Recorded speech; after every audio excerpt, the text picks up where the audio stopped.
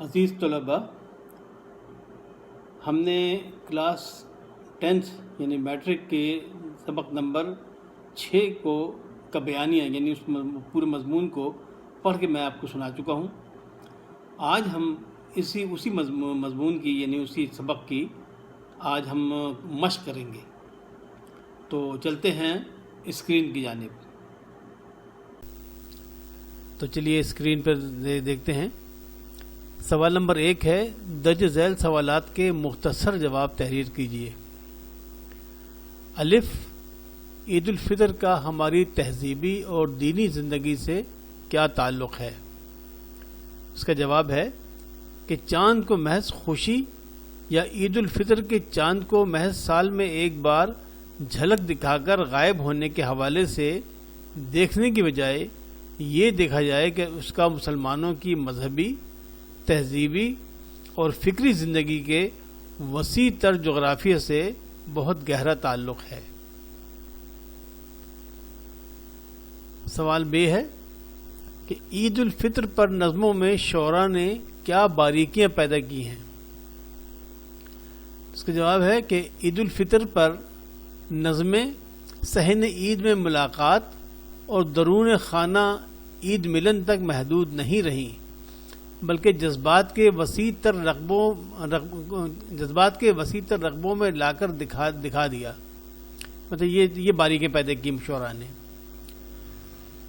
سوال جیم ہے کہ اس سبق کی روشنی میں اردو شعراء نے عید الفطر کے جن متعدد پہلوؤں پر اظہار خیال کیا ہے ان میں سے کوئی سے 3 پہلوؤں یا موضوعات کے نام لکھیے۔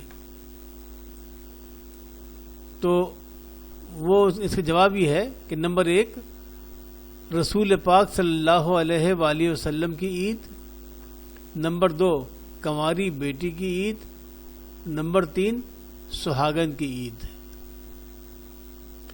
سوال نمبر ڈال تھا اس میں کہ عید الفطر کے موقع پر شہزادوں اور شہزادیوں کا ذکر کرتے ہوئے خواجہ حسن نظامی نے کیا نکتہ اجاگر کیا؟ اس کا جواب ہے کہ دلی کی بربادی کا ذکر اور اس کی وجوہات۔ اب سوال نمبر 2 میں پوچھا ہے کہ اردو شعراء نے ہر دور میں عید الفطر کو موضوع سخن کیوں بنایا؟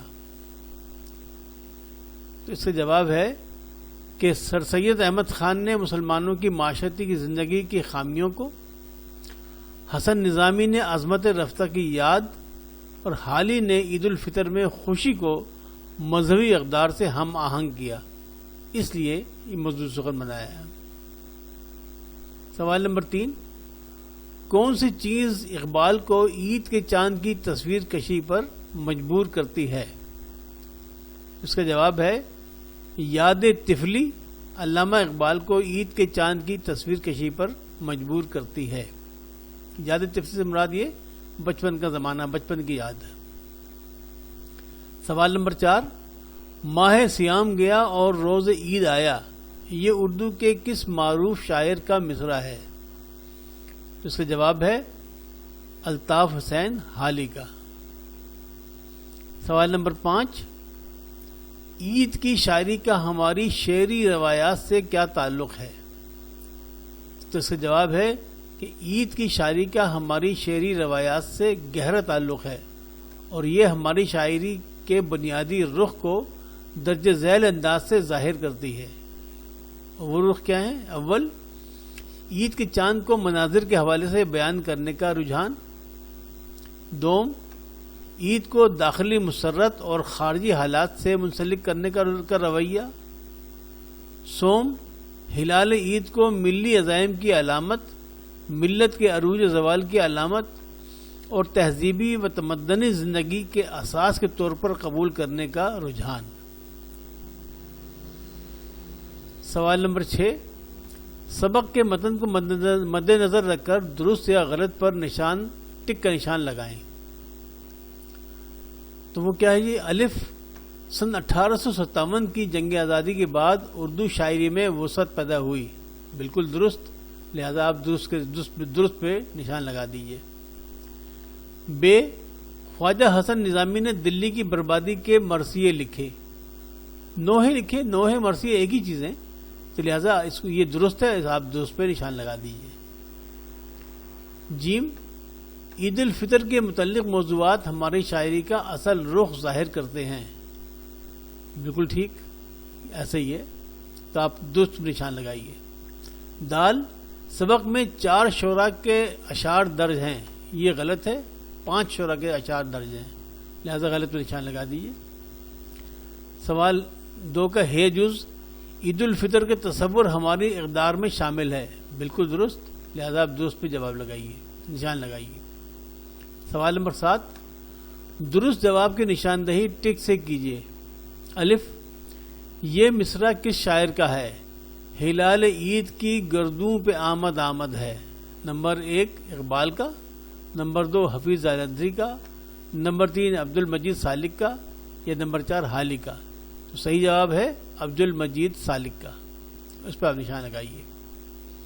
سوال ب ہے کہ حسن نظامی نے دلی کے جو نوحے لکھے ان میں کون سی چیز نمایاں ہے؟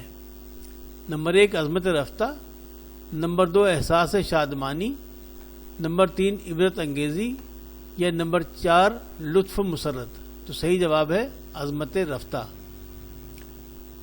جیم، عید الفطر کے موقع پر مسلم معاشرے کے کس طبقے کو سب سے زیادہ مسائل کا سامنا کرنا پڑتا ہے؟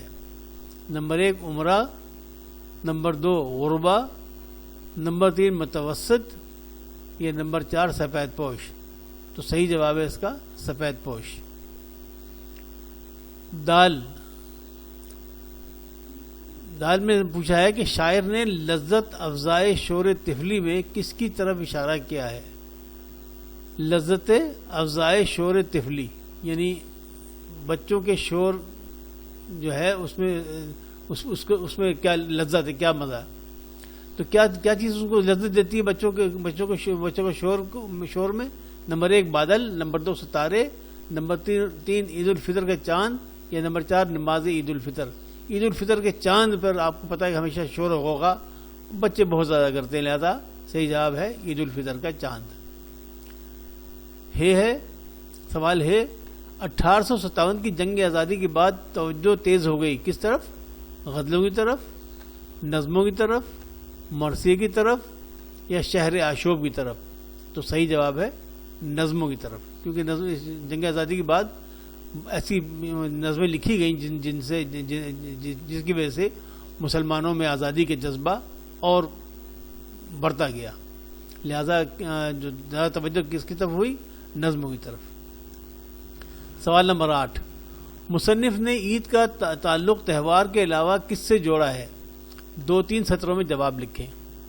اس کا جواب ہے مصنف نے عید کا تعلق تہوار کے علاوہ ملی عزائم کی علامت، ملت کے عروج و زوال کی علامت، اور تہذیبی اور تمدنی زندگی کی اساس کے طور پر قبول کرنے کے رجحان سے جوڑا، اور یہ بتایا کہ عید صرف تہوار منانے اور اچھل کود کا نام نہیں، بلکہ اس کا رشتہ ہماری روایات اور اقدار میں بہت دور تک جاتا ہے.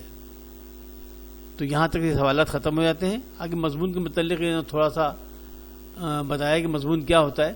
کسی مقررہ موضوع پر اپنے خیالات، جذبات، احساسات یا تاثرات کا نثر میں تحریری اظہار مضمون کہلاتا ہے. اس میں موضوع کی کوئی قید نہیں، اس کے لیے ہر قسم کے موضوعات پر بے شمار مضامین لکھے جاتے ہیں.